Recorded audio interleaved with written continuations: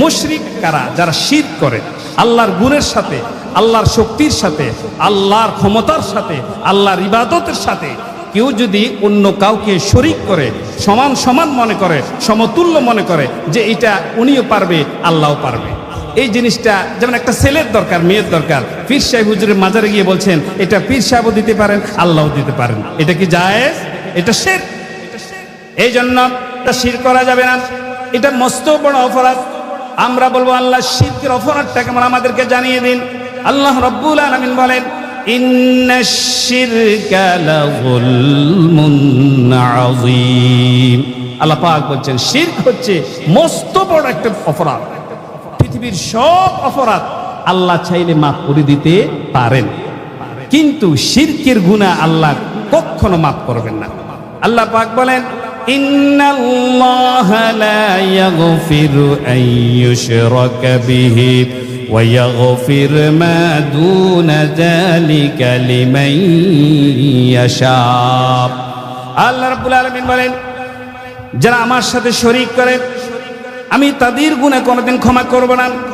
ইহা ছাড়া অন্য যত অপরাধ কোনো ব্যক্তি কোনো বান্দা যদি করে, কেউ কাউকে হত্যা করলো, জিনা করলো, পাপ করলো, সব কিছু করলো, সে যদি আমি রব্বুল আলামিনের কাছে হাত তুলে যদি তওবা করে, আমি রব্বুল আলামিন তার সেই গুনাহ মাফ করে দিতে পারি, কিন্তু শিরকের গুনাহ আমি রব্বুল আলামিন কোনোদিন মাফ করব না। আল্লাহ তুমি আমাদেরকে হেফাজত করুন, বলো না আমিন।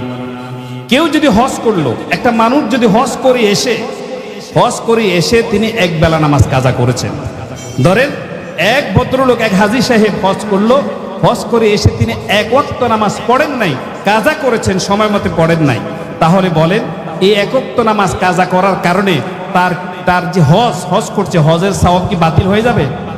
না, বাতিল হবে না, আল্লাহ বাতিল করবেন না। ওই যে নামাজ কাজা করছেন সেই জন্য গুনাহ হবে।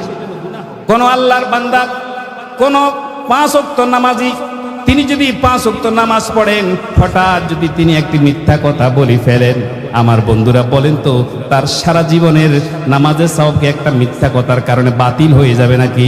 বাতিল হবে না। আমার রব বাতিল করবেন না, বরঞ্চ সে যে একটি মিথ্যা কথা বলল, তার একটা মিথ্যা কথার কারণে তার যে পাপ হয়েছে সেটা তার আমলনামায় লিখে দেওয়া হবে। কিন্তু শিরক যদি কেউ করে, আল্লাহ রাব্বুল আলামিন বলেন কেউ যদি আমার সাথে কাউকে শরীক করে, শিরক করে, তাহলে তার সারা জীবনের আমলগুলো ধ্বংস হয়ে যাবে, তার সারা জীবনের কোনো আমল থাকবে না। শিরক করলে কোনো আমল আর থাকবেই না।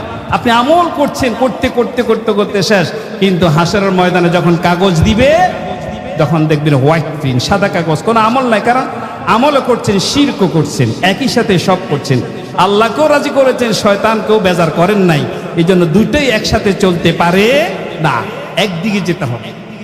আমার বন্ধুগণ, আল্লাহ রাব্বুল আলামিন বলেন ওয়ালাউ আশরাকু লাহাবিতা আনহুম মা কানু ইয়ামালুন। তারা যদি শিরক করে তাহলে তাদের আমলগুলো যা তারা করেছে আমি রব্বুল আলামিন সবগুলো ধ্বংস করে দিব। স্বয়ং নবীজিকে উদ্দেশ্য করে আল্লাহ পাক বলছেন, কেন নবী, যদি আপনিও শরীক করেন, আপনিও নবীও যদি শিরক করেন, তাহলে লা ইয়াহবাতান্না আমালুকা, আপনার আমলগুলো আমি রব্বুল আলামিন ধ্বংস করে দিব। বলেন আল্লাহু আকবার। শুধু তাই না, ওয়ালা তাকুনান্না মিনাল খাসিরিন, আপনিও ক্ষতিগ্রস্তদের অন্তর্ভুক্ত হয়ে যাবেন। সুতরাং নবীর জীবনে শিরক করার সম্ভাবনা আছে নাকি? নাই। তাহলে কেন নবীকে আল্লাহ বললেন, ও নবী, আপনি যদিও আমার সাথে কাউকে শরীক করেন, আপনার আমলও ধ্বংস হবে, আপনিও ক্ষতি হয়ে যাবেন। এই কথা নবীকে বলে আমাদেরকে সতর্ক করেছেন, উম্মতেরা শোনো, নবীকে বলে তোমাদেরকে আমি সতর্ক করলাম।